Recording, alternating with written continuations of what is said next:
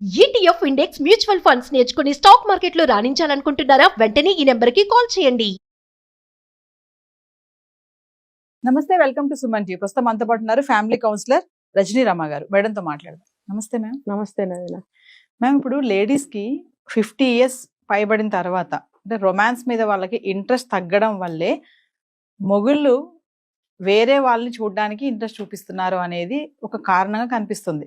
అంటే ఎందుకు హస్బెండ్స్ అసలు వేరే వాళ్ళ వైపు మరలుతున్నారు అంటే ఇదొక ప్రధాన కారణం అంటున్నారు. ఇంకా చాలానే ఉండొచ్చు.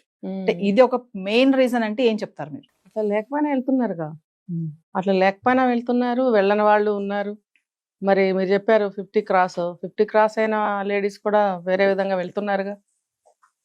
ఏది కూడా స్పెసిఫిక్ గా ఇదే అని ఏం చెప్పడానికి ఏం లేదు. ఎవరి అవకాశాన్ని బట్టి, ఎవరి అవసరాన్ని బట్టి, ఎవరి ప్రాబ్లం బట్టి వాళ్ళు జంప్, అంటే వాళ్ళకి కావాల్సిన విషయం వైపు.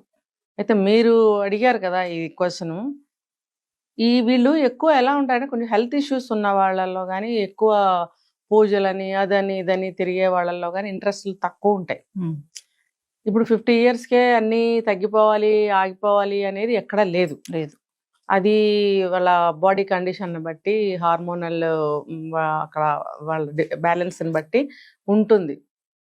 అయితే ఒక ముద్ర వేసి వదిలిపెడతారనమాట. అదేంటంటే ఒక వంక. ఇప్పుడు 50 ఇయర్స్ దాటిన ఒక స్త్రీకి, ఆ మగవాళ్ళకి కూడా పక్కన పెడదాం, వీళ్ళకి ఫ్యామిలీలు ఎన్ని బర్డెన్స్ ఉంటాయి. ఇద్దరికి కలిపి ఉన్న బర్డెన్సే ఇవి. కానీ మగవాళ్ళు కొంచెం డిటాచ్డ్గా ఉంటుంటారు. ఆడవాళ్ళు ఏంటి, అన్ని పట్టించుకుని వాళ్ళే చేసుకోవడం, ప్రతి ఒక్కటి ఇన్ఫ్లుయెన్స్ ఆవిడ మీద పడడం అనేది ఖచ్చితంగా జరుగుతుంది. మనం ఒక వీడియోలో మాట్లాడుకున్నాం ఇది.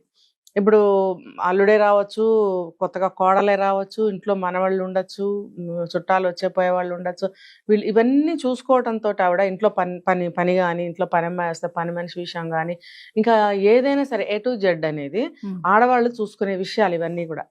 మరి భర్త ఏం చేస్తాడు, హాయిగా బట్టలు వేసుకుని ఒక కుర్చీలో కూర్చుంటాడు. వచ్చే వాళ్ళని వెళ్ళే వాళ్ళని పరామర్శిస్తూ నవ్వుతూ మంచి పేరు తెచ్చుకుంటూ పక్కన ఉంటాడు. ఏది జరిగినా వాళ్ళ అమ్మ, వాళ్ళ అత్తగారు, వాళ్ళ అమ్మ వాళ్ళ అత్తగారు అనే కదా అంటారు. వాళ్ళ మామగారు, వాళ్ళ నాన్నగారు అని ఎవరు అంటారు? విన్నారా ఎప్పుడన్నా? లేదు, నేనైతే వినలా. అయితే అంటే ప్రతి ఒక్క చిన్నది, పిల్లలు కూడా అమ్మ అమ్మ అంటారు. లేదా ఆ కోడలైతే అత్తయ్య, లేకపోతే ఏదైనా జరిగిందనుకో మా అత్తయ్య గారు ఇలా అన్నారు, ఇలా వచ్చేస్తాయి కదా. ఇప్పుడు పండగకి వెళ్ళాము అని అంటే మా మామగారింటికి వెళ్ళామని ఎవరు అనరు, మా అత్తగారింటికి వెళ్ళామంటారు. పుట్టింటికి వెళ్ళామంటే మా అమ్మగారింటికి వెళ్ళామంటారు. అలా ఎక్కడ చూసుకున్నా కూడా ఒక లేడీని పాయింట్ చేసి ఆవిడ మీద మనం చెప్పుకుంటాం అనమాట. అంటే ఆ బర్డెన్స్ అనేవి అన్ని ఉంటాయి స్త్రీ మీద. ఇన్నున్నప్పుడు ఒకవేళ మీరు అన్న విషయానికి పర్టికులర్ డే అతనికి అవసరం అనిపించింది, ఆవిడ రాలేదు, ఒక రోజు తీసుకుందాం. ఇంట్లో ఇలా సిచ్యువేషన్స్ ఉంటాయి. ఇంట్లో వాళ్ళుడో కూతురో కోడళ్ళో చుట్టాలో ఏదో అందరూ గ్యాదర్ అయిన రోజే ఉండొచ్చు. అప్పుడు ఆ రోజు ఆవిడ మైండ్ ఎలా ఉంటుంది, ఫుల్ టెన్షన్ తోటి వాళ్ళకి టైంకి అన్ని అమర్చడము, ఎవరికి ఏది కావాలో చూడడము కదా. ఇంట్లోనే కాదు బయట నుంచి కూడా తెప్పించాల్సిన అవసరం ఉంటుంది. కూరగాయలు కానీ, కిరాణా సరుకులు కానీ, ఏదైనా సరే, ఎక్స్ట్రా పాలు, ఎక్స్ట్రా పెరుగు. చూడండి, ప్రతిదీ ఆలోచిస్తే ప్రతి ఒక్క వస్తువుని ఇంటికి తెప్పించాల్సిన బాధ్యత ఆవిడకుంటుంది. కంప్యూటర్ లాగా మైండ్లో గుర్తుపెట్టుకుని ఆ లిస్ట్ అంతా చెప్తే కానీ వీళ్ళు వెళ్ళి తీసుకురారు. ఒక్కొక్క ఇంట్లో స్వయంగా ఆవిడే వెళ్ళి తెచ్చుకునే పరిస్థితి ఉంటుంది. ఎందుకంటే ఏదైనా చెప్తే సరిగ్గా తీసుకురారు. ఒకటి చెప్తే ఒకటి తీసుకురావటం, 2 తెమ్మంటే 10 తేవటం, 10 తెమ్మంటే 1 తేవటం, ఇలాంటివి ఖచ్చితంగా జరుగుతాయి. అవసరం ఉన్న వస్తువు తీసుకురమ్మంటే అది మర్చిపోయి అవసరం లేనిది పట్టుకొస్తారు. ఏంటంటే నువ్వు అది అన్నావు కదా అంటే, నేను అది వద్దు అన్నాను, ఇది తీసుకురా అన్నాను అంటే, ఆ వద్దు అన్నది ఎంత బాగా గుర్తుంటుందో. కావాలన్నది తేరు. ఖచ్చితంగా ఇది ఎవరిళ్ళలో జరిగినా లేదో చూడండి, ఖచ్చితంగా జరుగుతాయి. మరి ఈ విసుగుదలని భరించడం ఇష్టం లేక స్వయంగా ఆవిడ కూడా వెళ్ళి తెచ్చుకోవడం అనేది జరుగుతుంది. అంటే ఫిజికల్గా, మెంటల్గా ఎన్ని స్ట్రెస్లు, టెన్షన్లు, బాధలు ఉంటాయి శరీరానికి. అలా వెళ్ళి అన్ని ఆవిడ ఇంటా బయట అన్ని చూసుకుంటున్నప్పుడు ఈయన గారికి ఈ కోరికలు పుట్టినాయి అనుకోండి, మరి ఆవిడ ఎలా వస్తుంది? అది ఆలోచించాలి కదా. ఇప్పుడు నేను హాయి కూర్చున్నాను, ఆవిడ ఎంత కష్టపడుతుంది, ఆవిడ ఎంత టైడీగా ఉంటుంది కదా బాడీ. అలాంటప్పుడు ఆవిడ ఎలా ఇంట్రెస్ట్ చూపించగలుగుతుంది అనేది ఆలోచించాలి. ఆలోచించకుండా ఎలా 2-3 సార్లు జరిగింది అనుకోండి, నేను వేరే చూసుకుంటున్నాను అనడమే కాకుండా వెళ్ళి చూసుకోవటం కూడా జరిగింది అనుకోండి, అది ఎంత మాత్రం బాధ్యత లేని వ్యక్తి అని నేను చెప్తాను. ఎంత మాత్రం ప్రేమాభిమానాలు లేని వ్యక్తి భార్య మీద అని చెప్తాను. మరి అవన్నీ ఉంటే అలా చేయడు కదా. ఉమ్. తన ఇద్దరిది కలిపి ఆ ఇల్లు, ఇద్దరిది కలిపి ఆ వ్యవహారాలు అయినప్పుడు ఆవిడ ఒక్కటే అంత స్ట్రెస్ టెన్షన్ తీసుకుంటున్నప్పుడు నువ్వు మాత్రం ఈ పాయింట్ మీద కూర్చుంటున్నావే. ఒకవేళ అది పాసిబుల్ అయితే నువ్వు ఇంకా ఫ్రీ అవుతావుగా మెంటల్గా. అంటే నీకున్న టెన్షన్స్ ఏమన్నా ఉన్నా స్ట్రెస్లోనే నువ్వు ఫ్రీ అవుతావు. ఆవిడ అవలేకపోతుంది. ఆ అవకాశం లేదు ఆవిడకి. అప్పుడు నువ్వేం చేయాలి? అవకాశాన్ని కల్పించాలి. ఆ బాధని ఆ బాధ్యతని నువ్వు షేర్ చేసుకోవాలి. నువ్వు ఒక్కదానివే ప్రతిదానికి వెళ్ళొద్దు, ప్రతిదీ నువ్వు చేయొద్దు, నా మీద పెట్టు, ఇద్దరం కలిసి చేద్దాం అని ఒక బాధని బాధ్యతని అన్నిటిని పంచుకున్నట్టయితే ఆవిడ మనసు చాలా తేలిక పడుతుంది. అప్పుడు ఆయన కోరుకున్నట్టు ఆవిడ కూడా ఆయనతో పాటు నడవచ్చు.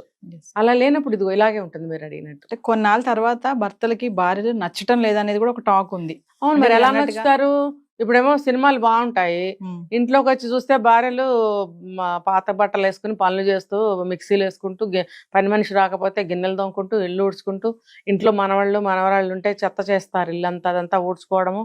మరి ఈ రోజుల్లో కోడళ్ళకి డైరెక్ట్ పనులు కూడా చెప్పలేని దుస్థితిలో ఉన్నారు.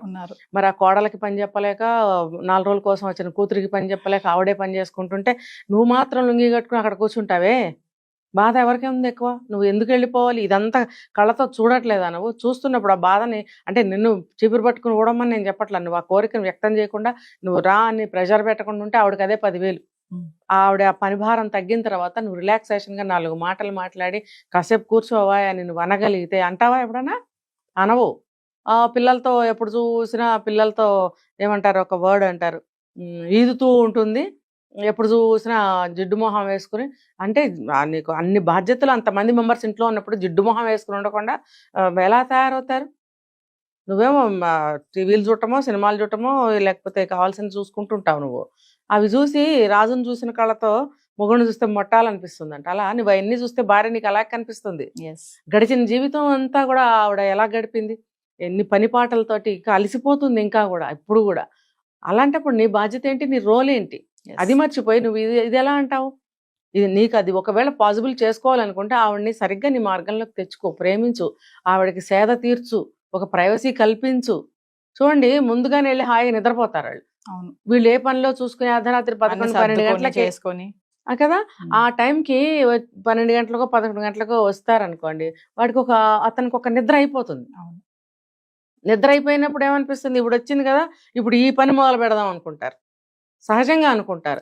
కానీ ఈవిడ కండిషన్ ఏంటి, టైర్డ్ అయిపోయి అప్పటికి పొద్దున్న నుంచి కళ్ళు మూసుకుపోతూ ఉంటాయి. ఇంకా ఎప్పుడు పడదామా, ఇంకా పడటమే మంచం మీద, ఇంకా నిద్రలోకి వెళ్ళిపోతారు. వాళ్ళ మనసు శరీరం ఏ కండిషన్లో ఉంటుందనే ఆలోచన భర్త నా మనిషి అనే ఆలోచనతో ఆలోచించినట్టయితే ఇలా వేరే వాళ్ళతో వెళ్ళిపోదాము లేకపోతే భార్యతో దెబ్బలాడదామని అనుకోడు. ఎప్పుడు వీలు అవుతుందా అది వీలు చేసుకుందాము అని ఆలోచించాలి. అంటే మేడం, వివాహ సమయంలో చేసినటువంటి ఏవైతే ప్రమాణాలు ఉంటాయో వాటికి కట్టుబడే ఉండాలి అంటారు. కట్టుబడకపోతే ఇలాంటివన్నీ వస్తాయి కదా సమస్య కదా. అంటే మీరు అన్నట్టుగా ఉదయం నుంచి అన్ని పనులు చేసుకుంటూ అంత అలసిపోయి ఉంటే వీళ్ళకి ఆ టైంకి ఆ పని చేయకపోతే ఇంకా వీళ్ళు వేరే మార్గం చూసుకోవడం అనేది ఎంతవరకు కరెక్ట్ అనేది మన పాయింట్. అవును, ఎక్కడా కూడా ఆ మంత్రాలు అసలు పెళ్లి పీటల మీద ఆ మంత్రాలే వినపడవు అసలు వాళ్ళకి. ఆ మంత్రాలు ఒకవేళ వినపడినా వాటి అర్థాలే తెలియవు. ఇప్పుడు ఈ రోజుల్లో ఎక్కడన్నా కొంతమంది అబ్బాయిలు అడిగి తెలుసుకుంటున్నారు ఆ మంత్రాలని, కానీ తర్వాత వాళ్ళు కూడా పాటించట్లేదు. ఎందుకంటే ఈ పురోహితులు కూడా ఇంకా అనవసరం అని చెప్పి ఏదో ఫ్లోలో చదివేసుకుని వెళ్ళిపోతున్నారు. తొందరగా చేసేయాలి అనిపించేవారు ఇదివరకు, అను అని చెప్పి ధర్మేచ ధర్మేచ అర్ధేచ అర్ధేచ అని అనిపించేవారు. ఇప్పుడు అనిపించడం కాదు, వాళ్ళకి వినిపించడం కూడా వినిపించినంత ఫ్లోలో వెళ్ళిపోతున్నారు. నేను చూస్తున్నాను, రేపు కూడా ఒక పెళ్లి ఉంది, అక్కడ అబ్జర్వ్ చేస్తాను. ఓకే, కాబట్టి అసలు ఆ మంత్రాలు అనేవి ఉంటాయని, వాటికి అర్థాలు ఇలా ఉంటాయని, వాటిని ఇలా ఫాలో అవ్వాలనే విషయం కూడా ఎవరికి చాలా మందికి తెలియదు. పూర్వీకులకు తెలిసేమో కానీ తెలుసు కాబట్టి కాస్త కోస్తా ఉన్నారు.